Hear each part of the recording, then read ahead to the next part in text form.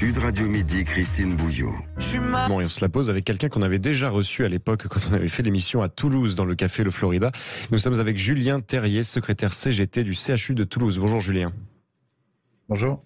Bonjour Julien Terrier. Alors, on va déjà faire une petite parenthèse concernant la situation au CHU de Toulouse, en tous les cas les urgences. Il y a une grève qui se reproduit semaine après semaine au service des urgences, avec une polémique concernant le décès d'une patiente. Alors, quelle est la situation là aujourd'hui, en ce mardi 12 juillet ?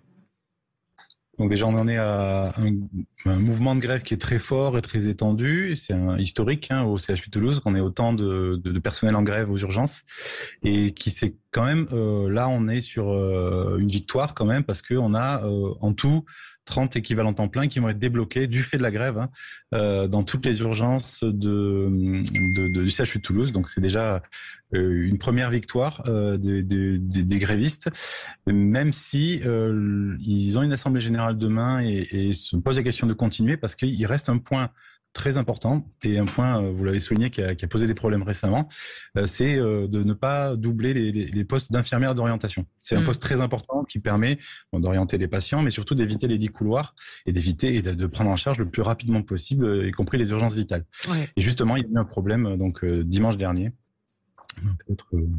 Voilà.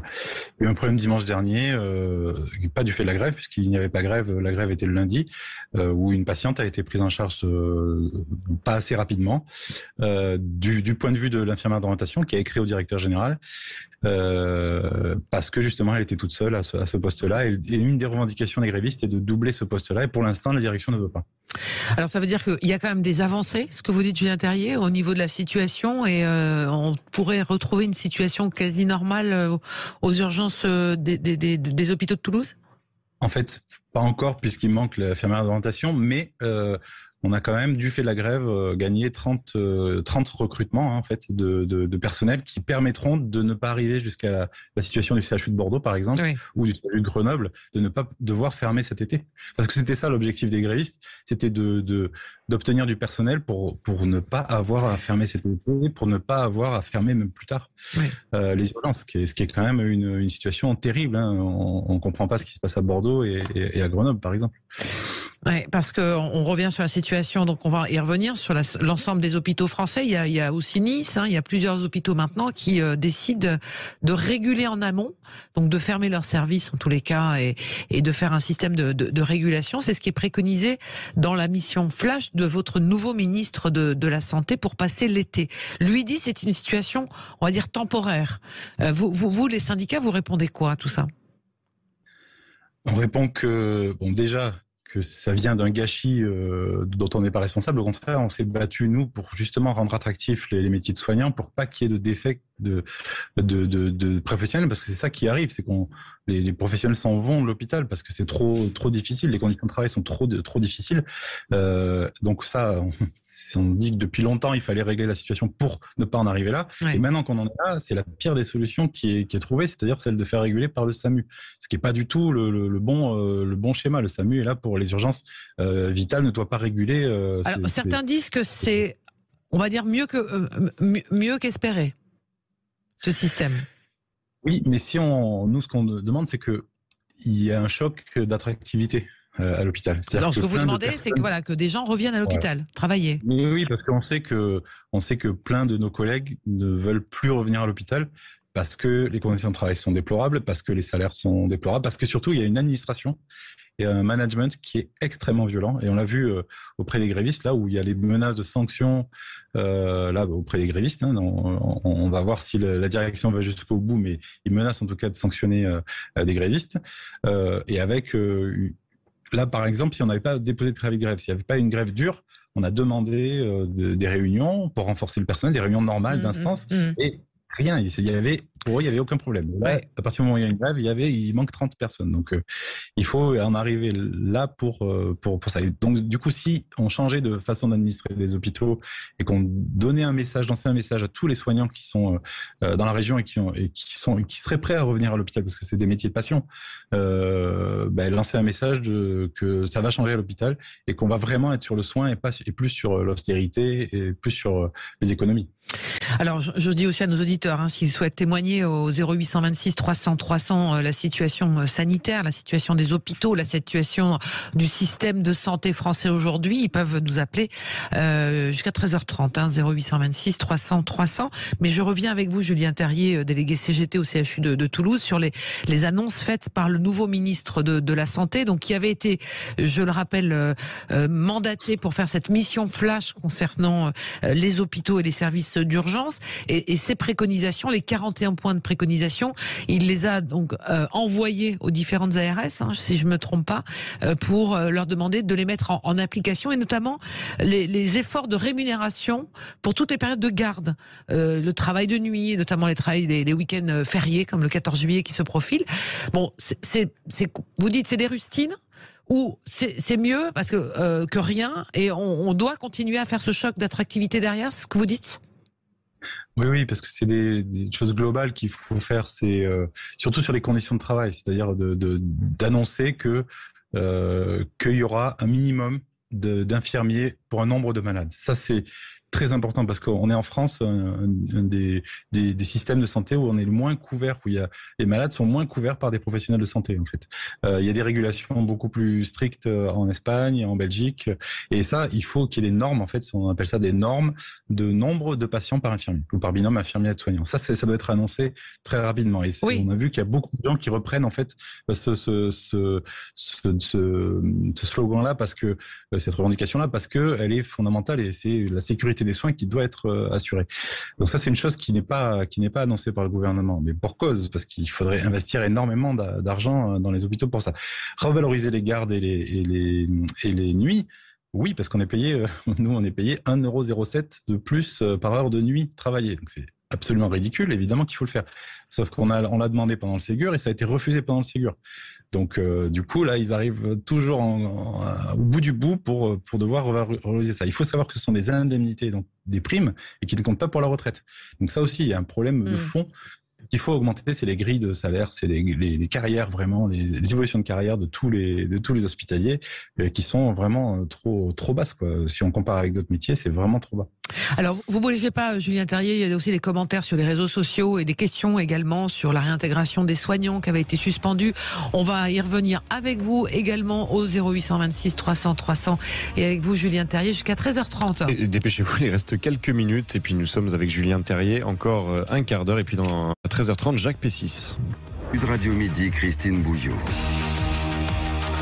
Et tout de suite vos interventions, évidemment vos appels au 0826 300 300. Mais nous avions une question, Julien Terrier, pour vous sur le Facebook Live, sur la question des soignants suspendus. Même s'ils étaient potentiellement réintégrés, le souhaiteraient-ils après ce qu'ils ont subi?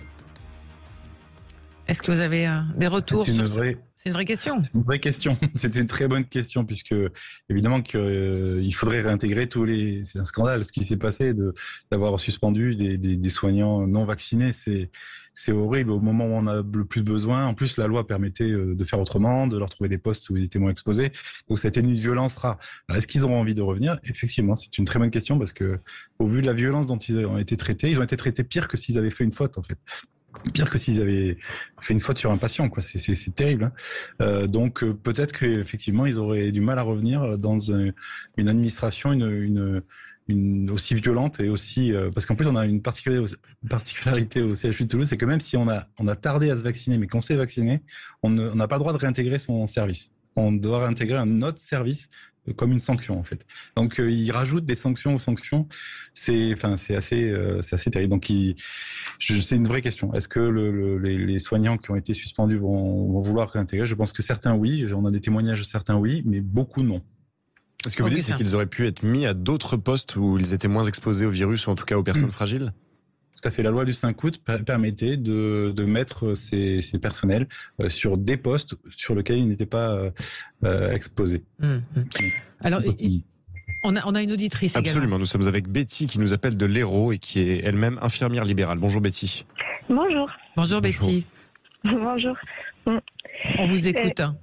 Oui, c'était par rapport à ce qui se passe, la crise, par Oui. rapport aux hôpitaux. Oui. Nous, Et en vous, les général, infirmières libérales, vous êtes toujours Oui, à courir ça- partout, j'imagine? Oui, ça se répercute. Parce que si les services ferment, on renvoie encore plus vite les patients à domicile. Donc oui, la charge de travail était déjà aussi assez conséquente et là ça devient explosif. Et puis les médecins sont plus joignables. Là ce qui se passe, c'est que j'ai des médecins qui sont en congé et qui sont remplacés. Mais c'est les remplaçants, donc pareil, ils connaissent pas bien les patients forcément. Quand on arrive pour 15 jours, on ne va pas connaître tout le dossier complètement par cœur. Donc c'est à nous de bien savoir et de bien transmettre les informations, de pratiquer une surveillance encore plus accrue. Et là, la canicule, bien sûr. Avec nos personnes âgées, isolées, fragiles. Vous allez voir, avec lesquelles vous prenez un petit peu de temps, j'imagine. Encore plus, Ouais. on surveille encore plus, parce que oui, on voit déjà des signes de fatigue, de faiblesse, et que quand on est âgé, on n'a plus la sensation de soif, et puis on n'a plus non plus on a la perte aussi L'appétit. de l'appétit, et puis on a tendance à se couvrir. Parce qu'on a froid aussi. Ouais. Donc on bataille, mais malheureusement on ne peut pas passer beaucoup de temps non plus. Et même si on dit on met une bouteille d'eau, buvez 1,5 litre par jour et qu'on essaye de dire le soir c'est bien, vous avez bu, mais on rabâche et c'est compliqué. Et on sait que l'hôpital va s'attendre aussi à un afflux de patients qui vont être en déshydratation et la vague Covid aussi qui est en train de revenir. On a de plus en plus de cas positifs. Donc nous, en fait, on est aussi sur le front avec les tests PCR et la vaccination. Donc les vacances, c'est pas pour tout le monde. Oui, non, on entend bien ce que vous dites et on imagine surtout dans ces zones où on voit arriver une grosse partie des Français pour leurs vacances aussi, donc la surcharge de travail. Vous allez prendre des vacances, vous allez faire comment, Betty? Non, je prends pas de vacances. D'accord. On s'est mis même à travailler à 2. D'accord. Là, parce que moi je ne veux rien renier de ma qualité, d'essayer de je veux rien lâcher. Donc et puis oui, malheureusement peut-être que c'est dommage pour nous, mais on a ce sens du devoir et on a ce sens du dévouement. Et on se dit que si on commence à lâcher, oui, moi aussi je vais lâcher, tout le monde va lâcher et on sait ce qui se passe. Donc là, les hôpitaux souffrent, mes collègues souffrent. J'entends de plus en plus aussi de médecins souffrir de la situation de l'administratif, de beaucoup de choses, et ça me touche particulièrement. Et alors là, carrément, moi, c'est même pas les vacances, c'est le collectif C'est Santé en danger. Donc du coup, je fais partie de l'antenne Occitanie qui couvre cette région, parce que je crois que ça y est, trop c'est trop. Et que derrière, il y a le patient, et que derrière, il y a un système de santé, et que derrière aussi, mes collègues... Betty, vous ne bougez pas. On a également un appel je crois, d'une collègue à vous, Chantal, si j'ai bien compris. Oui. Bonjour Chantal. Bonjour. Bonjour. Ce n'est pas moi qui suis la collègue en direct, c'est ma fille. D'accord. Qui, n'étant pas vaccinée, effectivement, n'est pas en activité actuellement. Et je trouve que c'est absolument scandaleux, effectivement, ce qui se passe. Enfin, Monsieur Martin Hirsch, on sait combien il a été efficace pour les hôpitaux.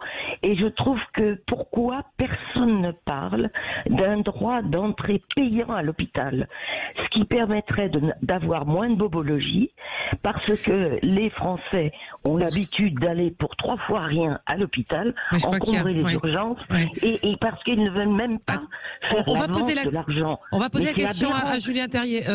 Chantal, si vous le voulez bien, juste sur ce point-là, parce que je crois, Julien Terrier, je crois qu'il y a une mini-facturation qui est faite désormais pour les urgences, c'est ça ? Tout à fait. Donc, il y a 18 € à payer maintenant aux urgences, quand on va aux urgences. Donc, c'est pas absolument. C'est pris en charge par la Sécu, mais non. Non, justement, pas par la Sécu, par les mutuelles éventuellement, si on a une mutuelle, mais ou par les assurances. Mais non, c'est hors. Donc, ça existe déjà et ça ne marche absolument pas, puisque c'est pas ça le problème. Le problème, c'est que il n'y a pas assez de médecins aussi en ville. Il n'y a pas assez de réseau aussi de médecins en amont. Et donc, les gens vont aux urgences quand même. Donc, c'est pas un problème de coût. Plus ce sera cher et plus ce sera inégalitaire et ça n'arrivera rien en plus. Oui, Chantal, il y a quelque chose qui est demandé visiblement et ça fonctionne pas encore au max. Ouais. Oui, mais peut-être que 18 € c'est trop élevé. Il ferait l'entrée à 5 €. Je vous assure que ce serait, à mon avis, enfin à mon humble avis. Hein. Et votre fille, elle a décidé de tourner la page de la santé ou elle... Non, pas du tout, parce que c'est une passionnée et elle a eu une formation particulière et elle espère reprendre un jour. Et pour l'instant, elle s'est dirigée dans l'apiculture. D'accord. Bon, il y a des besoins aussi et on a besoin d'eux, les apiculteurs, c'est sûr. Merci beaucoup, Chantal, pour ce témoignage. Betty, merci à vous. Betty, bon courage pour cet été, de tous les dangers, j'allais dire. Après, je voulais juste intervenir sur ce que Chantal avait dit par rapport à la bobologie aux urgences. Oui. Je pense pas que les utilisateurs... Oui, il y a toujours eu des abus, il y en aura toujours. Je pense que le réel problème de l'afflux au service des urgences, c'est qu'il y a un sous-effectif de médecins traitants qui ne peuvent et qui n'arrivent pas en fait à répondre en fait aux besoins de la population actuellement pour un début de pathologie ou un début de symptômes. Et donc comme on n'a pas forcément accès et ces médecins traitants ne sont plus disponibles et ne sont plus accessibles, la population se retrouve, les usagers du système se retrouvent à aller aux urgences. Donc je pense pas que ce soit les usagers de manière générale qui abusent, et je pense qu'on vient faire culpabiliser là encore et stigmatiser c'est toute la chaîne de soins aujourd'hui qui tout ça nous a exposé à la figure avec la crise du Covid. En tous les cas, on vous remercie infiniment, Betty, pour votre témoignage. Bon courage pour cet été. Les autres auditeurs, on reviendra sur ce sujet certainement, hein, Augustin. Julien Terrier, merci à vous pour être intervenu sur Sud Radio ce midi. Augustin. Et merci à tous ceux qui nous ont appelés, ça fait du bien, un peu de chaleur dans la voix au 0826 300 300. Merci aussi à Constance Wagner-François pour son témoignage très fort, la fille de Philippe, et ceux qui ont raté l'intervention peuvent évidemment la retrouver sur notre chaîne YouTube et en podcast sur sudradio.fr. Et puis dans un instant, Jacques Pessis reçoit Francis Huster. À demain.